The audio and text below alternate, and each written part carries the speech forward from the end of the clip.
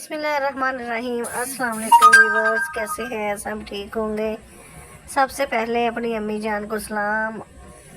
आप लोग मेरी वीडियो पूरी देखा करें और सब्सक्राइब लाजमी किया करें। आज मैं आपके साथ एपिसोड बेरंग का लेकर हाज़िर हुई हूँ और इसका व्यू करेंगे। जैसे कि आपने पिछली केस में देखा था, रिव्यू में मैंने बताया था कि एनी अफान के साथ बहुत ज़्यादा गुस्से करती है और लड़ाई हो जाती है फरी की वजह से, क्योंकि फरी उसको नामुनासिब बातें कहती है और वह कहती है कि तुमने इसलिए शादी की है अफान के साथ पैसे की लालच में, और उसके तरह तरह के इल्ज़ाम लगाती है जो एनी बर्दाश्त नहीं कर सकती और उसको भी बहुत गुस्सा आता है। हालांकि ऐसी कोई बात नहीं होती। तो फिर अफान को ऑफिस से बुलाया होता है तो वो भी नाराज़ होकर बाहर आकर बैठ जाता है लॉन में, और एनी से गुस्से में होता है कि एनी ने मुझसे इस तरह की बातें क्यों की हैं और उम्र का बाप तुम नहीं हो, तो ये वो सारी बातें करती है। तो बाहर आती है, आके बैठ जाता है। फिर एनी को जब रियलाइज़ होता है कि मैंने गलत किया, फिर वो सोचती है कि मुझे माफ़ी मांग लेनी चाहिए अफान से। जब वो बाहर देखती है तो अफान बाहर ही बैठा होता है और वो आ जाती है और कहती है सॉरी, मुझे माफ़ कर दे, मैंने बहुत गलत बातें की हैं, मुझे ऐसा नहीं करना चाहिए था। अफान कहता है मैं तुम्हें हर गलती माफ़ कर सकता हूँ, सिर्फ उम्र का बाप मुझे कभी ये ना कहना कि मैं उसका बाप नहीं हूँ। तो मुझे इस बात पे बहुत गुस्सा आता है। और एनी फिर सॉरी करती है, उसे कहती है चलो मेरे साथ हो। अफान कहते हैं कहाँ लेकर जाओगी? तो वो कहती है आज मैं रीमर्सी चलेगी, आपकी नहीं। तो अफान कहता है कि नहीं, हम दोनों एक कब होंगे, हमें एक हो जाना चाहिए और अपने फैसले में मजबूत होना चाहिए। एनी कहती है हाँ तुम बिल्कुल दुरुस्त कह रहे हो, मुझे ऐसा ही करना चाहिए। इतनी देर में फाफरा बेगम भी ऑफिस से वापस आ जाती है और इन दोनों को देखती है और फिर अफान से कहती है कि अफान तुम्हें शर्म नहीं आती, तुम्हारा वक्त बीवी के साथ इधर उधर फिरते रहते और मुलाजम क्या सोचेंगे, तो तुम्हें तो कोई होश ही नहीं घर में क्या हो रहा है, तुम तो अपनी मस्ती में मस्त हो। तो अफान कहता है मामा ये कैसी बातें कर रही हैं, मुझे सब पता है, लेकिन आप भी तो फरी के साथ जिद कर रही हैं, आपको ऐसा नहीं करना चाहिए, फरी की बात मान लेनी चाहिए, वो भी आपकी बेटी है, जिस तरह से आप जिद करती हैं वो भी इसी तरह करती है। तो आपने फरी पे इतनी सख्ती की है तो वो अच्छी बात नहीं। जो ही उसकी माँ अंदर आती है तो फाखरा बेगम पे फरी चीखना शुरू कर देती है, मामा आपने मुझसे बहुत गलत किया, मुझे अंदर बंद कर दिया है और मैं कभी भी फहद के बगैर किसी से शादी नहीं करूँगी। उसकी माँ कहती है चुप करो, मैं तुम्हारी शादी किसी और लड़के से कराऊंगी, वो बहुत अच्छा है और मैंने उनको शाम में घर में बुलाया, तुमने कोई हंगामा किया तो मुझसे बुरा कोई नहीं होगा, क्योंकि तुमने पहले मेरा प्यार देखा है, अब मेरा गुस्सा देखोगी। फरी कहती है जो कुछ भी हो, आप जो करना चाहती हैं करें, लेकिन मैं शादी तो फहद से ही करूँगी। वो किसी तरह से नहीं मानती। फाखरा बेगम इस बात को सुनकर बहुत गुस्से में आती है और फरी को तरह तरह की धमकियाँ लगाती है और फिर फरी को वहाँ से जाने के लिए कह देती है, लेकिन फरी किसी बात को नहीं मानती। फरी कमरे में जाकर फाहद को फ़ोन करती है और अपनी मामा की सारी सूरत हाल का बताती है। वो कहती है कि अगर मामा नहीं मानेंगे तो हमें कोई और रास्ता इख्तियार करना चाहिए। फाहद कहता है कि परेशान हो जाता है, वो कहता है मेरी मामा नहीं मानेगी। तो फरी ने फिर उसको डांटा कि तुम लड़के होकर कोई स्टेप नहीं ले रहे तो मैं लड़की होकर भी ले सकती हूँ। फिर फाहद कहता है चलो ठीक है, कोई ऐसी बात नहीं, मैं तुम्हारी बात मान लेता हूँ, मुझे बताओ प्लान क्या है। उसको तरीका बताती है कि मेरे लिए निकलना मुश्किल नहीं है, मैं कहीं से भी निकल सकती हूँ। उधर आयमा ने शहरियार के साथ फसाद बर्पा किया होता है और वो कहती है कि शहरियार तुम मुझे अहमियत बिल्कुल भी नहीं देते। तो शहरियार कहता है तुमसे शादी तो कर ली है, अब तुम्हें क्या सर पे चढ़ा लूँ बैठा लूँ, तो अब और क्या चाहती हो। आयमा फिर और कहती है कि मुझे फरी की इस बात पे बहुत गुस्सा आया कि उसने मुझे कहा है कि मेरे बाप तक और मेरे घर वालों तक पहुंच गई, तो ये मुझसे बर्दाश्त नहीं, अपनी बहन को अपने ज़ुबान में समझा ले, वो इस तरह की बातें ना करे। तो शहरियार कहता है कि क्यों, वो मेरी बहन को गुस्सा आया था, वो मामा ने उस पर इतनी सख्ती की है तो उसने कह दिया तो कोई बात नहीं, तुम इसको नज़रअंदाज कर दो। तो आयमा कहती है ऐसे कैसे नज़रअंदाज कर दूँ, मैं इसको नज़रअंदाज नहीं कर सकती और अपना बदला लेकर रहूँगी, बेशक आप गुस्सा करें। फिर शहरियार को आयमा कहती है कि शहरियार मेरी बात सुनो, तुम मेरे साथ चलो डॉक्टर के पास, मैंने टेस्ट करवाने हैं अपने, मैं तुम्हारे भी करवाऊंगी। ये कैसी बात हो सकती है कि एवन से भी औलाद नहीं हुई और मुझसे भी नहीं हो रही। कहीं तुम में तो कोई मसला नहीं है तो तुम भी अपनी टेस्ट करवाओ। ये बात सुनकर शहरयार को बहुत गुस्सा आता है। शट अप आयमा, ये कैसी बातें कर रही हो, मेरे से ऐसी बात कभी मत करना। तो आयमा को वो डांट कर कमरे से बाहर चला जाता है।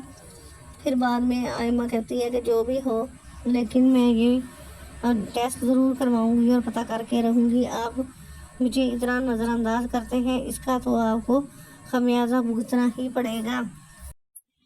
अफान अपने कमरे में बैठा हुआ एनी से बात कर रहा था तो एनी भी अफान को समझाती है और कहती है मामा ये फरीक के साथ बहुत गलत कर रही है, उनको इतनी सख्ती नहीं करनी चाहिए, बच्चियों पे इतनी सख्ती अच्छी नहीं होती। वो कोई और कदम उठा ले, कोई और काम कर ले तो फिर क्या करेंगे। मामा को आपको समझाना चाहिए। अगर मामा को नहीं माने तो हम चुपके से फरीक को एक फर्निश्ड घर और गाड़ी दे देते हैं और उनके ससुराल वालों को। इस तरह से मामा को कोई इतराज़ नहीं। अफान कहता है कि तुम कैसी बातें कर रही हो, मामा को पता चल जाएगा। अगर मैं कर भी दूँ तो मामा मुझे किस कदर डांटेंगे, तुम्हें नहीं पता। हम ये नहीं कर सकते, हमें कोई और हल निकालना होगा। ओके, हमें मामा को मनाना होगा। फिर ऐनी कहती है कि आप मामा से साफ साफ बात करें और मामा को समझाएं और बताएं कि अगर ऐसा ना किया तो ऐनी को फरीक कोई भी कदम उठा लेगी और अच्छी बात नहीं होगी, वो भी बदनामी होगी। अगर वो खुद से ये काम कर लेंगी तो ज़्यादा बेहतर है। तो फिर अफान कहता है हाँ तुम ठीक कहती हो, मैं मामा से ज़रूर बात करूँगी। अगले दिन सुबह अफान ऑफिस के लिए तैयार होता है और अपनी मामा के कमरे में जाता है और कहता है मामा अब ऑफिस में नहीं जा रही तो आप आज छुट्टी कर रही हैं। तो उसकी माँ कहती है हाँ मैं आज ऑफिस नहीं जाऊँगी क्योंकि तुम्हारी बहन ने जो हंगामा और फसाद घर में मचाया, जब तक ये मामला हल नहीं हो जाता मैं ऑफिस बिल्कुल नहीं जाती। तो अफान फिर ये कहकर चला जाता है कि मामा जैसे आपकी मर्जी हो, ठीक है आप मैं ऑफिस चलता हूँ। उसकी माँ कहती है हाँ तुम जाओ, मैं ये फरी वाला मामला ज़रूर निपटा लूँगी। तो उसके बाद फिर आयमा एक और साजिश तैयार करने में लगी होती है और अपनी माँ को फ़ोन करके कहती है मामा आप जल्दी से रेडी हो जाएं, मैं भी रेडी हो जाती हूँ। मैंने डॉक्टर से अपॉइंटमेंट ली हुई है तो आज हम डॉक्टर के पास जाएंगे। तो वो उसकी माँ दुर्दाना पूछती है कि डॉक्टर के पास जाने की क्या कोई खुशखबरी है। वो कहती है नहीं अभी तो नहीं है, लेकिन मैं फिर भी जाना चाहती हूँ और ये पता करना चाहती हूँ कि शहरयार में कोई मसला है या मुझ में और एमन में है सरकार। ये क्या बात। तो दुर्दाना कहती है कि तुम ऐसी बातें करके शहरयार को गुस्सा ना दिलवा, ना करो ऐसे। तो एमा कहती नहीं मैं अब ऐसे ही करूँगी क्योंकि ये मुझे बिल्कुल नज़रअंदाज करता है, तो इसको भी तो पता चलना चाहिए कि इसमें भी कोई कमी है। तो ये मैं ज़रूर करूँगी। मैंने डॉक्टर से आप जल्दी से तैयार होकर चलें मेरे साथ, मैं चलूँगी। तो दुर्दाना कहती है कि आज तो फरीक के ससुराल वालों को भी बाजी ने बुलाया और मुझे किचन की ड्यूटी दी है तो मैं नहीं जा सकती। आयमा कहती है जो कुछ भी हो मैं आज ही जाऊंगी। तो उसकी मम्मा कहती है अच्छा चलते हैं, फिर जल्दी घर वापस आ जाएंगे। तो वो फिर आयमा कहती है कि आज तो मैं शहरयार को बता ही दूंगी कि उसमें क्या कमी है क्या नहीं, मैं टेस्ट जरूर करवा के आऊँगी। इस दुर्दाना बेगम कहती है ठीक है क्या ही बात हो, अगर तुम इनको औलाद दे दो तो इस घर की मालकिन बन जाओगी और सारा खेल तुम्हारे हाथ में आ जाएगा। तो फिर उसके बाद दोनों माँ बेटी एक दूसरे से बात करती हैं और वो कहती है आयमा आपको खाला जैसा बनने का स्ट्रॉन्ग कितना ख्वाहिश है हमेशा से। मामा आप ये सब्र करें, मैं एक दिन आपको खाला की जगह पर ही बैठा दूँगी, फिर देखना आपको कैसे इंजॉय करती। फाखरा बेगम फिर मान जाती है कि मैं फरी की शादी फहद से ही करवा दूंगी और उनके घर वालों को अपने घर बुलाती हैं खाने पे। तो ये सुनकर फरी बहुत खुश हो जाती है और अपनी माँ का शुक्रिया अदा करने, लेकिन उसकी माँ बिल्कुल भी खुश नहीं होती। वो कहती है तुम्हारी जिद के आगे मैंने हार मानी है, वरना मैं तो उनको कभी मुँह भी ना लगाती। तो फरी फिर उसकी माँ कहती है लेकिन तुम्हारी शादी जब होगी तुम्हें कोई चीज़ मैं नहीं दूँगी दहेज में, तुम जब उसी घर में रहोगी जैसे फहद रहता है, तो फिर कोई लग्जरी लाइफ नहीं मिल सकती तुम्हें। तो फिर उसकी माँ बेटी कहती है कि मामा आप मुझे चैलेंज दे रही हैं तो मैं इस चैलेंज को एक्सेप्ट करती हूँ। आपने ही मुझे इतनी लग्जरी लाइफ दी थी, अब मैं आपको रह कर दिखाऊंगी। तो फाखरा बेगम कहती है देखते हैं। ये सारी बातें उनके यहाँ दरमियान में होती हैं। तो उधर आयमा ने जो डॉक्टर के पास अपॉइंटमेंट ली होती है वो कहती है कि मैंने आज ही जाना है मामा। तो उसकी माँ उसको मना करती है कि आज नहीं जाते, आज फरी की ससुराल वाले भी आ रहे हैं तो आप ना आज पेट लेकर दें। लेकिन हम लोग कहती है कि मैं नहीं, ये नहीं हो सकता, मैं तो आज ही जाऊंगी। तो उसकी माँ कहती है अच्छा ठीक है। तो शाम को फरी के ससुराल वाले उसकी सास और फहद भी आ जाते हैं रिंग लेकर, क्योंकि फ़खरा बेगम ने उनको कहा होता है कि आप लोग आज ही मंगनी कर लें और एग्ज़ाम के बाद इनकी रुखसती कर देंगे। तो इसी प्लान के मुताबिक वो लोग आ जाते हैं।